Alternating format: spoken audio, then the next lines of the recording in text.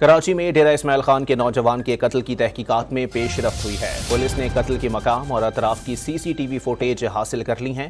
Footage میں 2 target colours کو دیکھا جا سکتا ہے۔ کراچی میں ڈیرہ اسماعیل خان کے نوجوان کے قتل کی تحقیقات میں پیش رفت سامنے آئی ہے۔ آپ کو بتائیں کہ پولیس نے قتل کے مقام اور اطراف کی سی سی ٹی وی فوٹیجز حاصل کر لی ہیں۔ فوٹیج میں واضح طور پر 2 ٹارگٹ کلرز کو دیکھا جا سکتا ہے۔ غلام رسول کو 16 جون کو گلستان جوہر میں قتل کیا گیا تھا۔ کراچی میں ڈیرہ اسماعیل خان کے نوجوان کے قتل کی تحقیقات میں پیش رفت سامنے آئی ہے۔ پولیس نے قتل کے مقام اور اطراف کی سی سی ٹی وی فوٹیجز حاصل کر لی ہیں۔ فوٹیجز میں واضح طور پر 2 ٹارگٹ کلرز کو دیکھا جا سکتا ہے۔ مزید جانتے ہیں ڈان نیوز کے نمائندے محمد بلال سے۔ جی بلال، اپڈیٹ کیجیے گا۔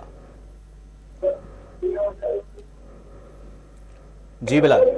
جی بالکل، دیکھیں ڈیرہ اسماعیل خان کے نوجوان کا کراچی میں قتل ہونے کے معاملے پر پولیس کی جانب سے تحقیقات کا آغاز کر دیا گیا ہے۔ پولیس نے قتل کے مکان اور خاص کی سی سی ٹی وی فوٹیج بھی حاصل کر لی ہیں، جبکہ سی سی ٹی وی فوٹیج میں 2 ٹارگٹ کو دیکھا جا سکتا ہے۔ مرتکب تمام ملزمان شلوار قمیض میں ملبوس ہیں، جبکہ پولیس حکام کی جانب سے بتایا گیا کہ غلام رسول ولد انور کو 16 جون کو گلستان جوہر میں قتل کیا گیا تھا۔ 4 گلستان جوہر امپائر مال کے قریب مرتکب تمام ملزمان کی جانب سے فائرنگ کی گئی تھی، جس میں غلام رسول نامی شخص جاں بحق ہوا تھا۔